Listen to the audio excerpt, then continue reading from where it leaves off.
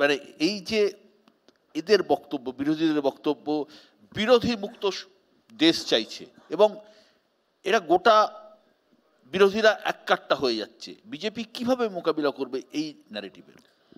দেখুন, বিরোধী মুক্ত দেশ কখনো ভারতীয় জনতা পার্টি বলেনি, কংগ্রেস মুক্ত বলেছে, সেটা গণতান্ত্রিকভাবে। আর পশ্চিমবঙ্গে কি দেখছি বিশ্বদা, বিজেপি মুক্ত, অর্থাৎ আক্ষরিক অর্থে তাদেরকে এখান থেকে তাদের পৃথিবীর যে কর্তব্য সেখান থেকে তাদের রেহাই দেওয়া হচ্ছে। আমাদের 260 জন কার্যকর্তাকে পরপারে পাঠিয়ে দেওয়া হয়েছে। তো কোন মুক্তটা ভালো, রাজনৈতিকভাবে গণতান্ত্রিকভাবে নাকি মানে আক্ষরিক অর্থে? আর দ্বিতীয় কথা বলি, বিশ্বদা উনি জানি না ওনার বিজেপি আরএসএস এক সঙ্গে কেন বলেন, আরএসএস কোনো রাজনৈতিক দল না, সেটা ওনার বলতেই পারেন, এটা বলতে শুনতে বোধহয় ভালো লাগে, একটা মিউজিক্যাল লাগে, আমাদের অসুবিধা নেই শুনতে। কিন্তু আমার এই যে একটু আগে আমার আগের বক্তা একজন বললেন যে রবীন্দ্রনাথ নিশ্চয়ই আমাদের বাংলার গর্ব।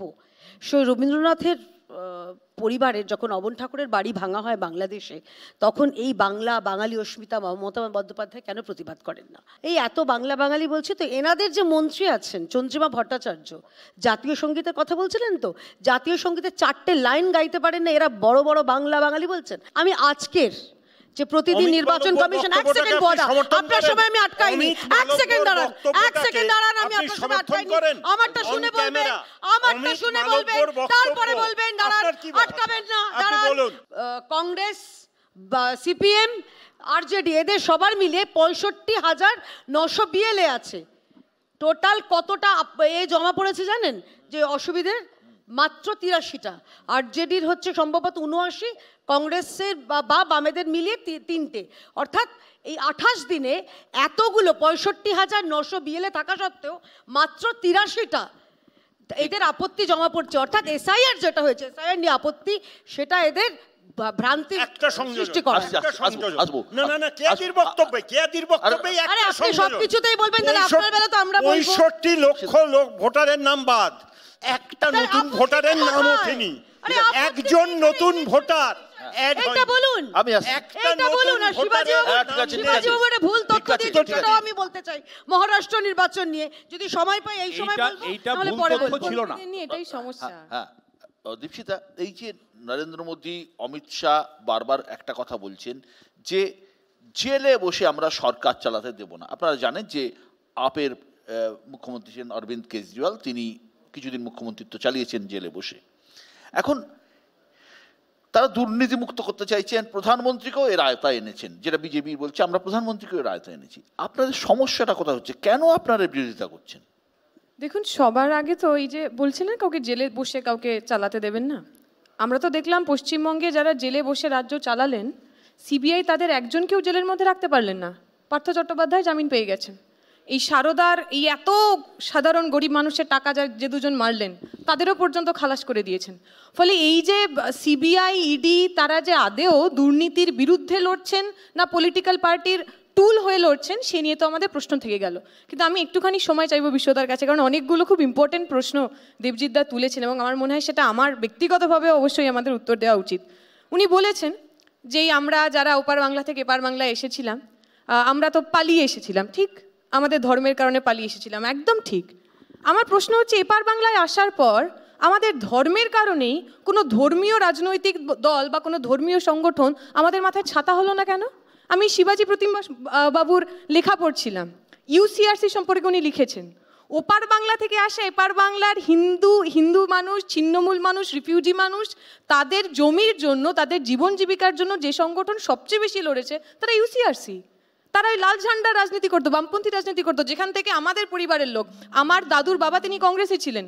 এপার বাংলায় আসার পর ইউসিআরসির মধ্যে দিয়ে আমরা বামপন্থী রাজনীতির মধ্যে এসেছি। ফলে আমরা যারা ওই পরিবারগুলো থেকে, ওই হিন্দু রিফিউজি পরিবার থেকে এপার বাংলায় এসেছি, আমাদের রাজনীতির প্রতি, যারা আমাদের মাথায় ছাতা হয়েছিল, যারা আমার জীবন জীবিকার কথা বলেছে, তাদের প্রতি দায়বদ্ধতা আছে। দ্বিতীয় কথা, উনি বলেছেন যে আমাদের যদি টাইটেল শেখ হতো তাহলে আমাদের কিছু হতো না।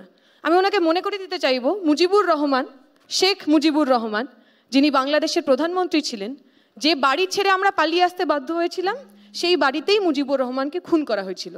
শেখ বলে তাকে বাঁচানো যায়নি, তার কারণ যারা খুন করেছিলেন এবং যাদের জন্য আমরা পালিয়ে আসতে বাধ্য হয়েছি, তারা যে আদর্শে বিশ্বাস করে সেই আদর্শে আপনার টাইটেল ধর হতে পারে, আপনার নামের পিছনে শেখ হতে পারে, আপনি যদি মুসলিম রাষ্ট্রে বিশ্বাস না করেন আপনার কোনো জায়গা নেই। ঠিক যেরকম এই ভারতে ওই গৌরী লঙ্কেশ, দাবোলকার, গোবিন্দ পানসার এরা সবাই হিন্দু ছিলেন, এবং এদেরকে যারা খুন করলেন তারাও ওই একই হিন্দু রাষ্ট্র তৈরি করতে চান, এটা হিন্দু রাষ্ট্রের বিরোধী ছিলেন, তাই এরা আমাদের কাছে, আমরা যারা বামপন্থী রাজনীতি করি, আমাদের কাছে মুসলিম রাষ্ট্র, হিন্দু রাষ্ট্র একটাও আমরা চাই না। আমরা গণতান্ত্রিক ধর্মনিরপেক্ষ রাষ্ট্র চাই, যেখানে আরএসএস এবং জামাতে ইসলামী দুজনেই ভাই ভাই, দুজনেরই আমাদের দরকার নাই। উত্তর দেবে দেবজিৎ। প্যালেস্টাইনের মতন হিন্দুও নয় মুসলমান নয় এরম একটা রাষ্ট্র যদি ওনারা চান, তার জন্য তো লম্বা লম্বা মিছিল করেন, এটা একটা ঘটনা। অথচ ওই বাংলাদেশে যখন হিন্দুদের, আমি জাস্ট একটা কথা, বাংলাদেশে যখন হিন্দুদের ওই মূর্তি ভাঙা হয় তখন বাংলাদেশের সংখ্যালঘু হিন্দুর জন্য যারা রাস্তায় নামেন তারাও বাংলাদেশের কমিউনিস্ট পার্টি, তারাও বাংলাদেশের ওয়ার্কার্স পার্টি, বামপন্থীদের ভূমিকা দেশ কাল নির্বিশেষে একই জায়গায় ছিল। ভারতীয় কমিউনিস্ট পার্টি নেমেছে কি আমার মনে হয়? অবশ্যই অবশ্যই নেমেছে, আমি নিজে মিছিল করেছি। দেখুন, এই নিয়ে কথা বাড়িয়ে লাভ নেই। দীপশিতাও জানে, আমিও জানি, বাকি সব বাঙালরা জানে আমাদের কেন পালাতে হয়েছিল বা আমাদের পূর্বপুরুষদের কেন পালিয়ে আসতে হয়েছিল। দীপশিতা তো বলছে যে হিন্দুরা হয়ে যখন পালিয়ে এলাম অত্যাচারিত হয়ে, তখন এখানে কেন কেউ ছাতা ধরলো না? উত্তর আশুতোষরা দেবে, কেন তখন তো দায়িত্ব আশুতোষদের উপরে ছিল। এখন যেরকম বিএসএফ কেন কাজ করছে না, যেমন কেন্দ্রীয় সরকারকে বলা হয়, জনসংঘ ছিল তখন 100 বছরের জনসংঘ ছিল। দীপশিতা আসছে তো আশুতোষরা দেবে কেন সেই সময় সরকারিভাবে সাহায্য পাওয়া যায়নি। দ্বিতীয়ত শ্যামাপ্রসাদ মুখোপাধ্যায় এক ধরনের হত্যা হয়েছিল, আমরা অন্তত বিশ্বাস করি, আমরা মনে করি না ওটা ন্যাচারাল ডেথ। সেইখানে যখন যেদিন দেহ এলো, মরদেহ, সেই দিন কলকাতায় হরতাল ডাকা হলো, মানে মরদেহ আসার পরে, এবং তারপরে ভুলিয়ে দেওয়ার জন্য ভেবে দেখুন ঠিক তার 11 দিন পরে যারা এখানে ব্রাহ্মণ আছেন, আমি দীপশিতা আমরা তো অব্রাহ্মণ, যারা ব্রাহ্মণ আছেন তারা জানেন যে 11 দিন এই কাজ হয়।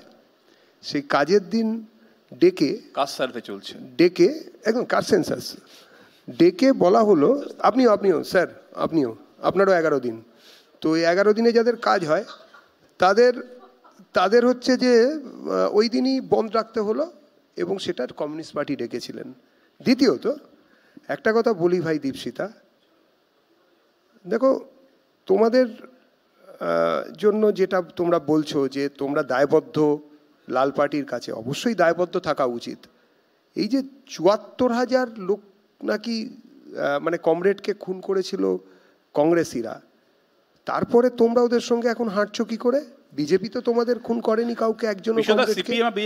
না আমি একটু বলি একদম তো না আপনি করুন, আপনি বরাবরই ক্র্যাকডাউনে বিশ্বাসী, কিন্তু আমি তো ওরকম নই, আমি ট্র্যাকিং এ আপনি প্র্যাকটিস আমার তো এটা আমি জজ সাহেবদের সামনে বলা এক ধরনের প্র্যাকটিস। দ্বিতীয়ত হচ্ছে যে এই যে নব্য শ্রেণীর কংগ্রেডরা তৈরি হয়েছেন বাধ্য হয়ে, রাজনৈতিক বাধ্যবাধকতা, রাগ একটাই, কংগ্রেস এবং কমরেড দুটো মিলিয়ে যে কংগ্রেড তৈরি হয়েছেন, এখন এক ছাতার নিচে এসেছেন, সঙ্গে মাঝে মাঝে তৃণমূল কংগ্রেসকেও ডাকছেন, পরিষ্কার সামনে দেখতে পাচ্ছি, এখানে নয় বাইরে। একটু আগে বুয়াদাও বললেন বা বাকি এই আলোচনার মধ্যে যখন কেয়াদি বলছিলেন, সেখানে বারবার বলা হচ্ছে যে কেন ভাই 30 দিন থাকলে কী হবে? আগে 1 মিনিট দাদা, এটা কিন্তু আগে ক্লিয়ার করা দরকার। আইনে কি আছে যে 30 দিন যদি কেউ জেলে থাকেন, ভুল হলে বলবেন, 30 দিন যদি কেউ জেলে থাকেন, তিনি যদি কোনো মন্ত্রিত্বে থাকেন বা মুখ্যমন্ত্রী বা প্রধানমন্ত্রীও হন, তাহলে তাকে তার দায়িত্ব ছাড়তে হবে, এবং তারপরে তিনি যদি সেখান থেকে মুক্ত হয়ে আসেন, ঠিক অভিযোগ থেকে, আমার একটা লোক নেই দাদা, স্পেসিফিক প্রশ্ন আমি আসবো, দায়িত্বটা নিতে পারে। আমার স্পেসিফিক প্রশ্ন আছে, তোমাকেই বলছি, তুমি ছোট্ট করে উত্তর দাও, তারপরে শিবাজিদা বিশ্ববিদ্যালয়ে আসবো। দেশে একটা আইন আছে, আইনটা তৈরি হয়েছিল 1951 সালে, আইনটার নাম হচ্ছে জনপ্রতিনিধিত্ব আইন। এই আইনে বলা আছে কোনো জনপ্রতিনিধি যদি 2 বছরের বেশি সাজা পায় তাহলে তার সদস্যপদ খারিজ হবে, নেক্সট 6 বছরের জন্য সে কোনো ভোটে দাঁড়াতে পারবে না। এটা কিন্তু রাজনীতিকে অপরাধমুক্ত করার জন্যই ওই সময় তৈরি হয়েছিল। এই আইন থাকা সত্ত্বেও নতুন আইন আনার দরকার পড়লো কেন? ওই সময় মোবাইল ফোন ছিল না, এখন মোবাইল ফোন আছে। বলছি তো সময় বদলে গেছে। আপনারা বোঝার চেষ্টা করুন। এই রাজ্যে আমি এমন একটা রাজ্যে আছি যে রাজ্যে একটা কথা, সবাই আমার প্রশ্নের উত্তর দিয়ে দেবেন, তাহলে আমি মোবাইলে তো আমরা সবাই দেখলাম শুভেন্দু অধিকারী হাত পেতে ঘুষ নিচ্ছিলেন, তারপরেও তো দেখা গেল মোবাইলে দেখা শুভেন্দু অধিকারী বিজেপিতে চলে গেলেন এবং মোবাইল থেকে শুভেন্দুর যে ভিডিওটা সেটা চলে গেল।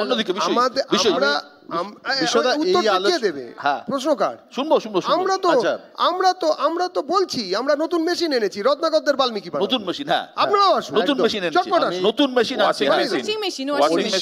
একটা বিষয় এখানে, এটা নিয়ে কোনো দ্বন্দ্ব নেই রাজনীতিতে, যে একটা পলিটিক্যাল ইমেজ বা ইমেজ বিল্ডিং, যেটা পলিটিক্যাল পিয়ার শুরু হয়েছিল, যেটা একটু আগে বোয়াদা বলেছেন মনে হয়, যে এই বিল পাস হবে না এটা জানার কথা।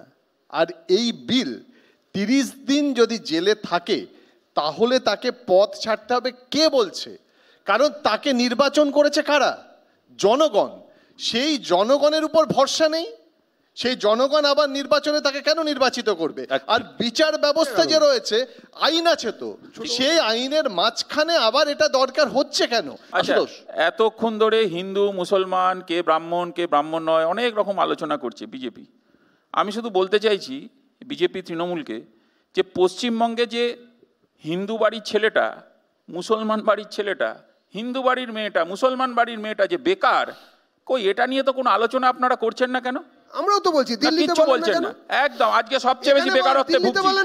আজকে আমরা বেকারত্বে ভুগছি সবচেয়ে বেশি, এটা জেনে রাখুন। একটা ইন্ডাস্ট্রি আনেনি। আরে রাহুল গান্ধী সামনে থেকে বলছে, আপনাদের ভয় লাগছে? প্রশ্ন করছে মোদিকে, মোদি চুপ করে পালিয়ে যাচ্ছে।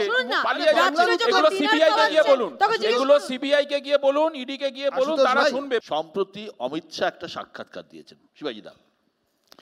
সেই সাক্ষাৎকারে আমরা খুব ভালো করেই জানি যে 2/3 সংখ্যাগরিষ্ঠতা বিজেপির নেই, এই বিল পাস হবে না যেখানেই যাক না কেন আইন, মানে ইয়েতে।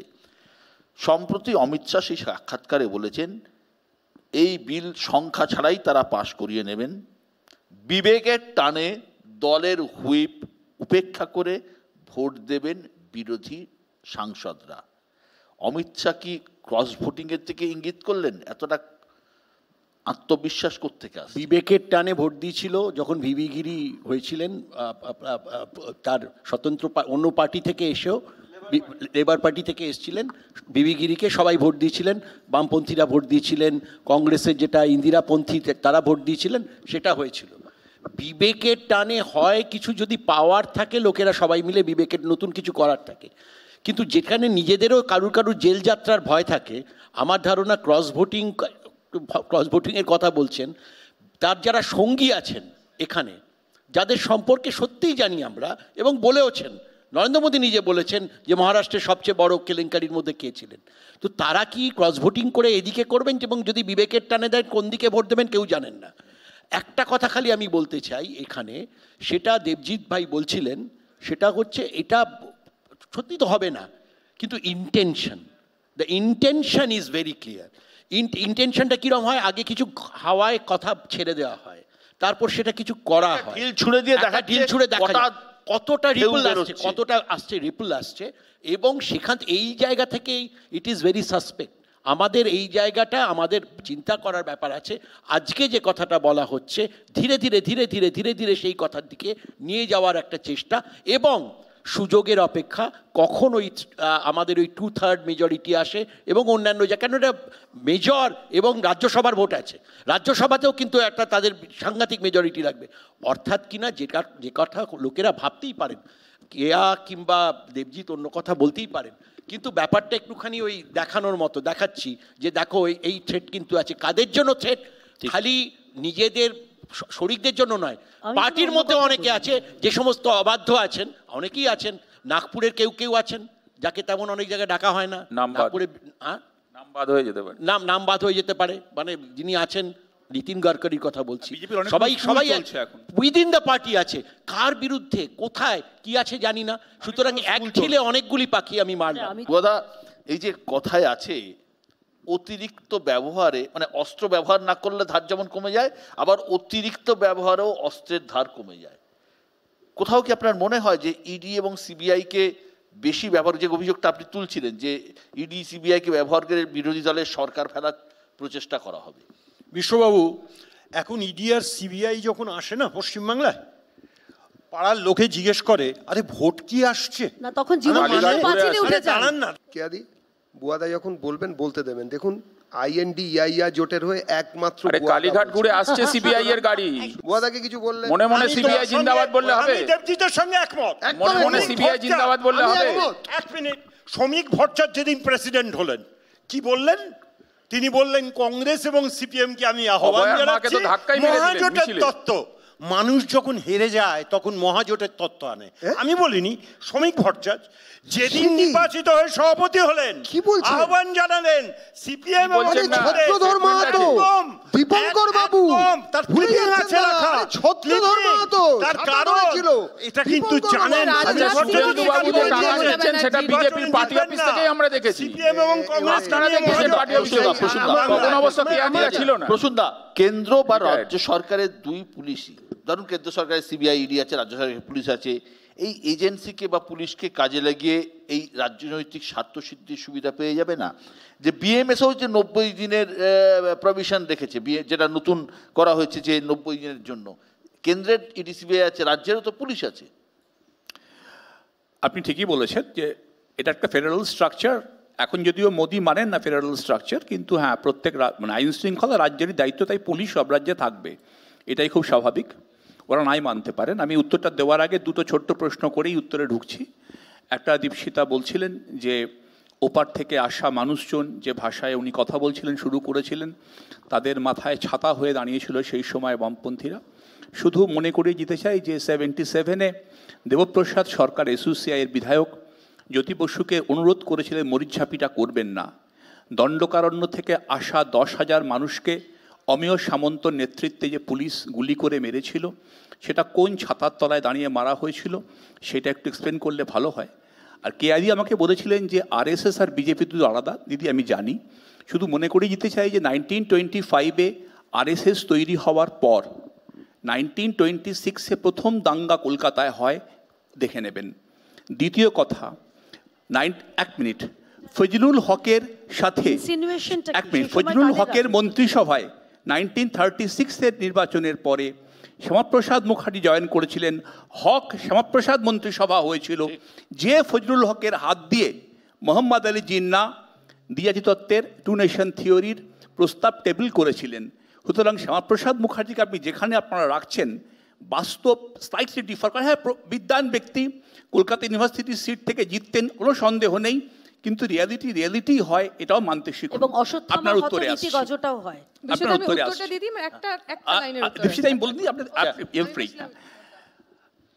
দেখুন, সিবিআই যেদিনকে অ্যাডিশনাল ডিরেক্টর আর ডিরেক্টর মঈন কুরেশির টাকা কে নিয়েছে তার জন্য ওপর তলায় নিচতলায় এফআইআর হচ্ছিল, আর দিল্লি পুলিশকে সিবিআই দপ্তর খালি করে দিয়েছিল, সেদিনকেই ওটা ডিফাঙ্ক্ট হয়ে গিয়েছিল। 2014 থেকে কি হয়েছে, সিবিআই শাখা সংগঠনে পরিণত হয়েছে গেরুয়া বাহিনীর, এবং সিবিআইতে একটা বড় অংশের অফিসার ডেপুটেশনে যায় নন ইনভেস্টিগেটিং ক্যাডার্স থেকে। With due respect to them, CRPF, CISF, তাদের ইনভেস্টিগেশনের বেসিক রাজ্য পুলিশের ইনভেস্টিগেটিং ক্যাডারে নমিনেটেড হয়।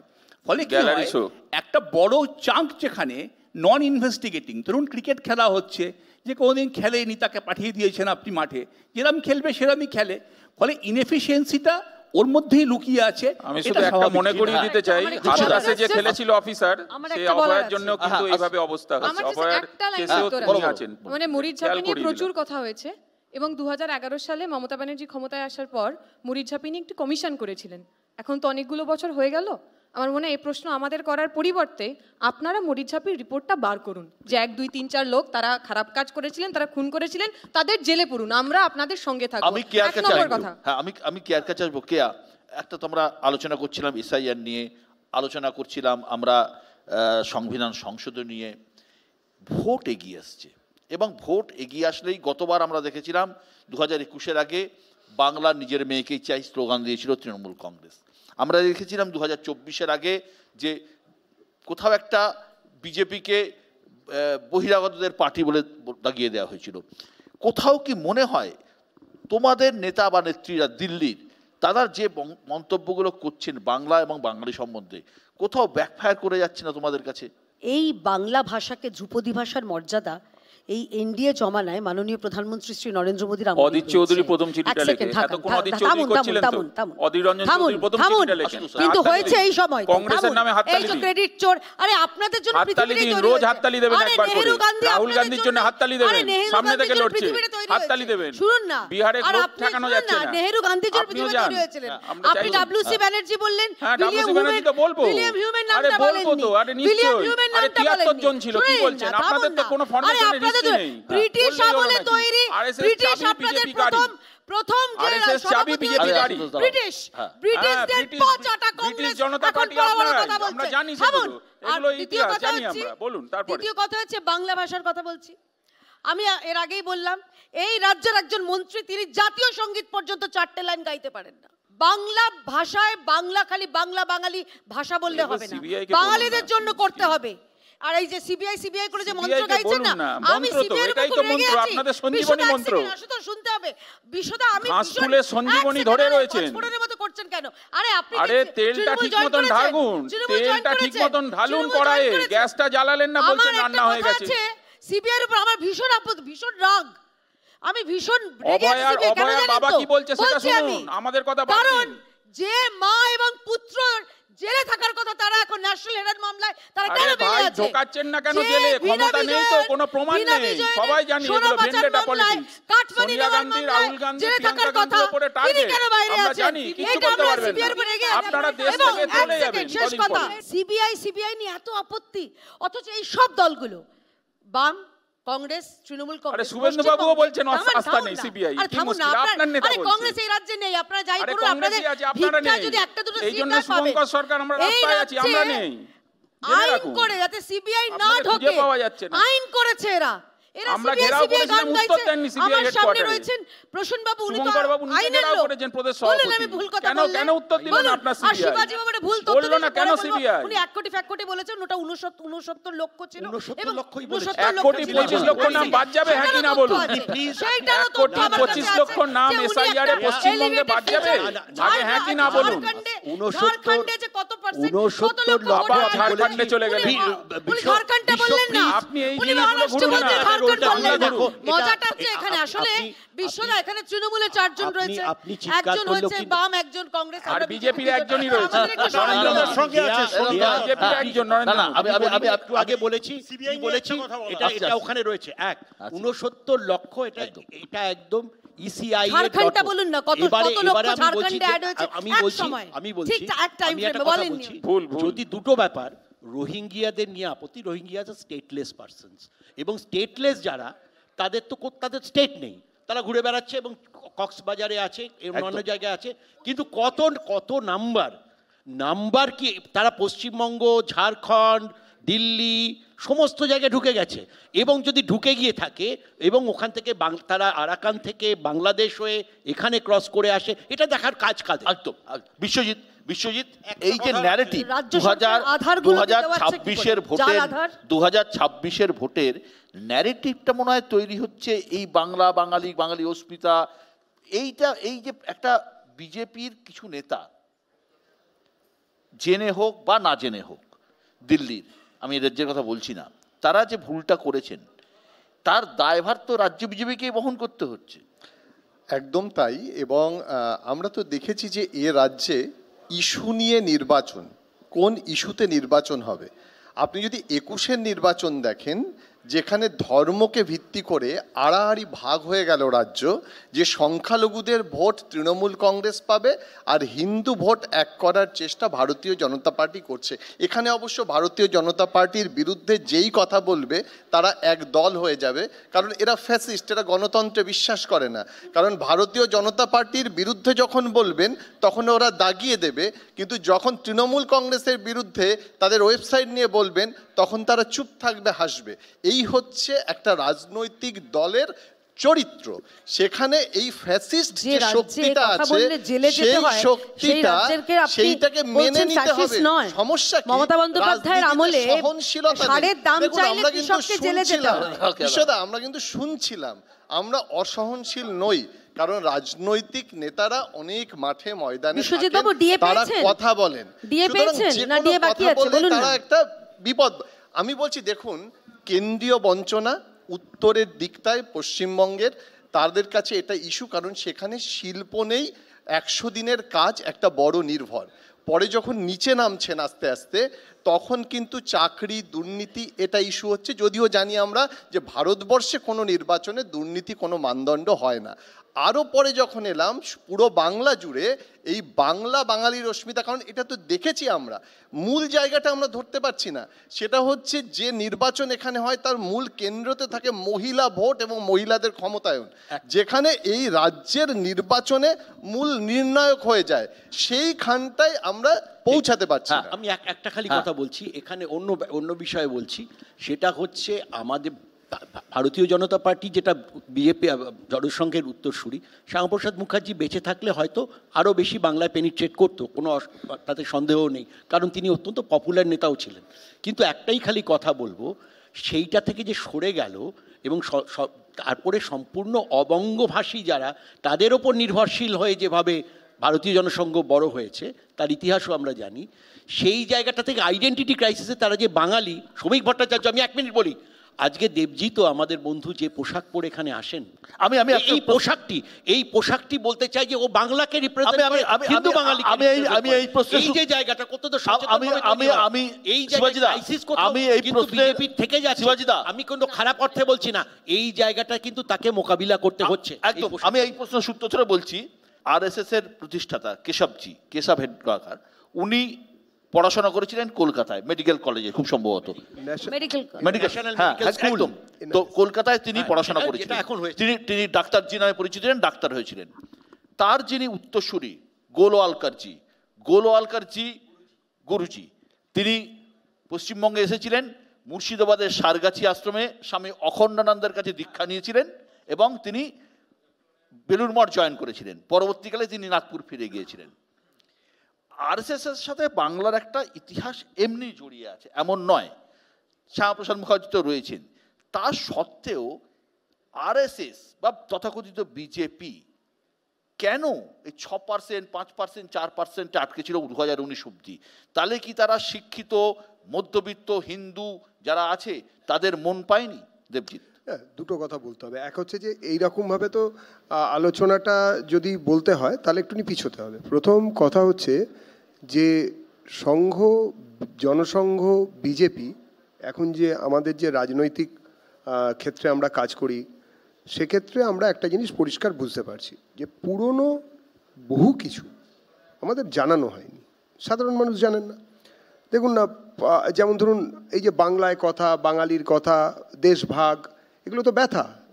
ওপার বাংলা থেকে পালিয়ে আস্তে আস্তে বিচার চাইতে চাইতে চাইতে চাইতে আর বিচার না পেয়ে এখন ইনসাফ চাইতে হচ্ছে রাস্তায় নেবে, বিচার আর নেই, এখন ইনসাফ চাইতে হচ্ছে। এবারে কথা হচ্ছে যে ভাষা পরিবর্তন হয়ে যাচ্ছে, বাংলায় আর বিচার চাওয়া যাচ্ছে না। তৃণমূল আমলে বাংলায় কেউ বিচার পাবেন না, এখন ইনসাফ চাইতে হচ্ছে। ইনসাফ চাইলে একটু জোর হবে আর কি, ইনসাফ চাইলাম, তো এই হচ্ছে ব্যাপার। না ঠিক আছে, আমি ছোট করছি না, এটাও তো একটা চাওয়া। অমিতাভ বচ্চনের পরে ইনসাফ বাংলা চেয়ে দেখালো হিন্দি ভাষী সিনেমার পরে। আমি ওখানে যাচ্ছি না, এবারে আমি আসতে দিন একটু। এরপরের খেলাটা হচ্ছে যে এই ইনসাফ চাইতে চাইতে চাইতে চাইতে বিশ্বজিৎ দ্বারা যেরকম মহিলাদের ক্ষমতায়ন, কিরম ক্ষমতায়ন? রাত্রেবেলায় মহিলা যাচ্ছেন, মানে অশিক্ষিতা অর্ধশিক্ষিতা এরকম মহিলা নন, মানে তিনি রাত্রেবেলা কিন্তু দুধ বেচতে বা চা বেচতে যাননি, তিনি রাত্রেবেলায় একটা সার্ভিস দিতে গিয়েছিলেন ডাক্তারি পাশ করে হসপিটালের মধ্যে। তিনি মারা গেলেন, তার মৃতদেহ পাওয়া গেল, তারপরে সেই সমস্ত প্রমাণ লোপাটের জন্য 4 দিন ধরে অলিক কুনাট্যরঙ্গ আরেকজন মহিলা, তিনি উর্দি পরে আবার দোতারা তিনতারা এখানে লাগানো, তিনি দাঁড়িয়ে বলে দিলেন যে ওখানে ফিঙ্গারপ্রিন্ট বিশেষজ্ঞ, ওই যে গোল করে দেখেন ফিঙ্গারপ্রিন্ট ইত্যাদি। রাষ্ট্রীয় মদতে প্রশাসনিক তৎপরতায় যেখানে প্রমাণ লোপাট হয়, দাদা ভালো বলতে পারবেন কারণ পুলিশে ছিলেন, তো সেই রকম একটা জায়গায় যে যখন থাকে না না আমি সবই বলবো না, ক্ষমতায়ন করেছেন তো আরএসএস এর মাধ্যমে পশ্চিমবঙ্গে কে মাইক কোথায়? আমার কথা হচ্ছে ক্ষমতায়ন তো করেছেন। আমার কথা হচ্ছে যে যেখানে দাঁড়িয়েছিলাম সেটা হচ্ছে আরএসএস এর মাধ্যমে রাজ্যের মাননীয় মুখ্যমন্ত্রী ক্ষমতায়ন হয়েছে পশ্চিমবঙ্গে, আমরা জানি। দিল্লিতে থেকে ভুল কি করছে, কি ভুল করেছে আমাকে বলুন না, কি ভুলটা বলেছে দয়া করে বলুন, আলোকপাত করুন। এত আলো সমীর চক্রবর্তী, আমার যতদূর জানা আছে, আপনি তো কলকাতা হাইকোর্টে প্র্যাকটিস করেন, এটা সাবজেক্ট নয়। আপনি দেবজিৎ বাবু হাইকোর্টে তো প্র্যাকটিস করেন, ভালো লয়ার। গত সোমবার দিন এই হাইকোর্টের জাস্টিস তীর্থঙ্কর ঘোষ, এনার নামে একজন জাস্টিস আছে নিশ্চয়ই আপনি জানেন, একদম একটা মামলায় সিবিআই গ্যালারি শো বলল গ্যালারি শো করতে দেবো না। কি বলছেন? গ্যালারিটাই তো আপনাদের, ওটা তো করছে বিজেপি। কি বলছেন? আজকে হচ্ছে বলেছেন, কিন্তু দেখুন তার বাড়িতে কোনো পোস্টার করেনি, তার বাড়িতে কোনো পোস্টার করেনি, তার ব্যক্তিগত চেনাশুনো কারণ নামে বলছে গ্যালারি শো করতে দেবো না। 16 সালের বিধানসভা নির্বাচনে ফিরে যেতে হবে তার জন্য। সিবিআই মানে গ্যালারি শো, যার জজ সাহেব বলছে 16 সালে ফিরে যেতে হবে দুজনকে। সেখানকার কি বলছেন? বলেছেন নাকি? কি বলছেন? বাবু বলেছেন এবার তাহলে তীর্থঙ্কর বাবুর বিরুদ্ধে নো কনফিডেন্স বাংলা ছেড়ে দুটো প্রিসাইজ কথা বলা আছে। আমার মনে পড়ছে অরবিন্দকেও তো আমরা বলি যে হিন্দুত্ববাদী যে বিচারধারা, তার সঙ্গে স্বাধীনতা আন্দোলন ইত্যাদি ইত্যাদি। অরবিন্দ যে কথা বলতেন সেটা হলো সিভিলাইজেশন ন্যাশনালিজম, সিভিলাইজেশনাল। তিনি ভারতকে একটা এমন ওই যাকে বলে যন্ত্র বা একটা এমন একটা পরিবহন হিসেবে দেখতেন, এমন একটা টুল হিসেবে দেখতেন যেখানে সনাতন ধর্ম বা হিন্দুত্বকে ক্যারি করতে হবে। তিনি অন্য অনেক ধর্মের সঙ্গে হিন্দুত্বকে এর একটা ইম্পর্টেন্ট পার্ট হিসেবে দেখতেন। যে ন্যাশনালিজমের কথা আরএসএস বলে সেটা এথনো ন্যাশনালিজম। তারা মনে করেন হিন্দু রাষ্ট্র, ভারতকে হিন্দু রাষ্ট্রই হতে হবে। এই যে বাংলার মাটিতে আধ্যাত্মবাদ ছিল, সেই চৈতন্যর সময় থেকে মনুবাদের বিরোধী আধ্যাত্মবাদ ছিল, কিন্তু সেই আধ্যাত্মবাদের মধ্যে উগ্রতা ছিল না। সেটা ভগবানের সঙ্গে সাধারণ মানুষের ভালোবাসার সম্পর্ক জায়গা ছিল। আরএসএস এর ন্যাশনালিজমের উগ্র হিন্দুত্ববাদ ছিল না। হাইকোর্ট সুপ্রিম কোর্ট কি তখন বলতো? এখন আধ্যাত্মবাদের কথা বলছে, কমিউনিস্টরাও আধ্যাত্মবাদের কথা বলছে। আরএসএস ন্যাশনালিজমটা নিয়ে এসেছে, আপনি কেন রেগে যাচ্ছেন? আরএসএস এর ন্যাশনালিজম অনেকটাই নাৎসি জার্মানির থেকে ধার করা। আরএসএস এর ন্যাশনালিজম অনেকটাই এখন নাৎসি জার্মানির আদলে তৈরি, অন্য কিছু নয়। এসআইআর 1, 2 সংবিধান সংশোধনী যে বিল 2, এই 2কে লক্ষ্য করে বা কেন্দ্র করে রাজনীতি আবর্তিত হচ্ছে। শেষ পর্যন্ত 2026-এর বাংলার ভোট কিন্তু কেন্দ্রীভূত হবে বাঙালি আবেগ এবং বাঙালি অস্মিতাকে কেন্দ্র করে, এই নিয়ে কোনো সন্দেহ নেই। দ্বিতীয় বিষয় হচ্ছে, কোথাও আমার মনে হয় যে 2021 সালে বিজেপি তৃণমূল কংগ্রেসের থেকে 60 লক্ষ ভোট কম পেয়েছিল, যেটা বিজেপির নেতারা বলেন যে 5% হিন্দু ভোট যদি আমাদের পক্ষে আসে তাহলেই আমরা সরকার বদলে দেব।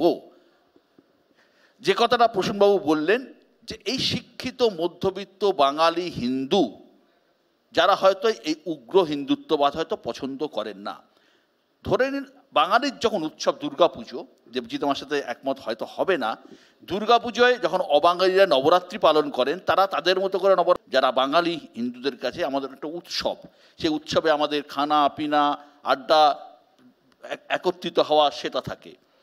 এই 5% ভোটের কথা যারা বিজেপি বলে, সেটা বিজেপির ভোট বাক্সে পড়বে কি পড়বে না সেটা তো সময় বলবে, কিন্তু কোথাও একটা মনে হয় এইখানটাই ফারাক করে দিচ্ছে।